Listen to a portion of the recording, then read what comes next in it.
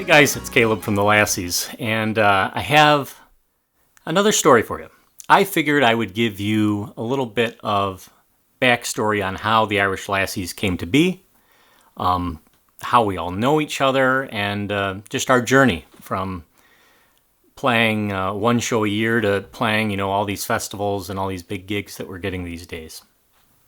So, most of us have known each other a very long time. Riley moved from the West Coast, I want to say Washington State, when he was a kid. I'm going to guess he was about 10. I was 6, and we went to church together, and we sang together in kids' choir. I remember his mother, who was our choir director, telling me when I was a kid that, "Oh, Caleb, you have the second best voice in the whole choir." And guess who she thought was the best voice? I'll give you a hint. It starts with Riley. But Riley and I both sang lead for a lot of the songs that needed a kid that could lead a song. We were leading songs when we were little kids. And Peter and the Smiths have basically been raised like cousins and uncles to me. Peter and I have been best friends since I was about 9. Henry is Peter's youngest brother, and Scott, the bouzouki player, is their father.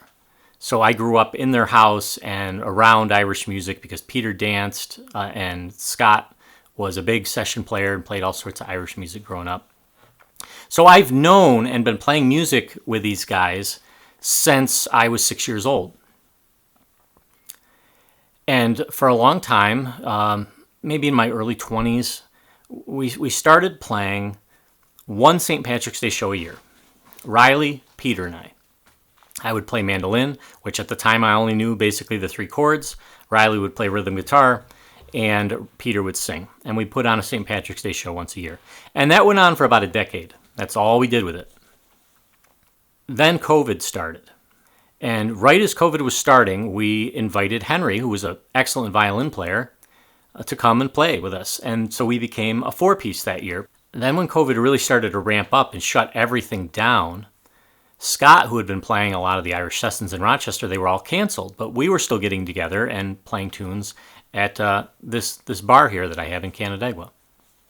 It's called Cub and Drew's. So we invited Scott to come down. Now, Scott, he plays bouzouki, but Scott basically, like most of us, he can play a lot of the instruments. He plays violin all the time, and he was a guitar player for a long time, and he's played the mandolin. He can play all of them. So we invited him to come down with his wife, Jean. And that was the one opportunity we had to have a lassie in the group. But she declined. She said, she wanted to let the boys have their boy time together. So then there was 5 of us. There was still nothing to do. COVID was still going on. And we had a practice coming up because we were going to play a live stream. St. Patrick's Day live stream, since we couldn't do a party that year. And to one of our practices, Riley said, "Hey, I got a friend from work. He's a guitar player, but he said, 'Hey, sounds like fun. I've got a bass. I'll come play bass with you guys if you want.' And I said, 'Yeah, go ahead and bring him.' So John showed up one day, and all of a sudden we had 6 people. We could all sing and we could all play instruments. And so as COVID was starting to wind down, Riley had said something to me in passing, and he was talking about a festival that was going on in Rochester. And he said, Caleb, I've heard some of those bands, and they're no better than we are."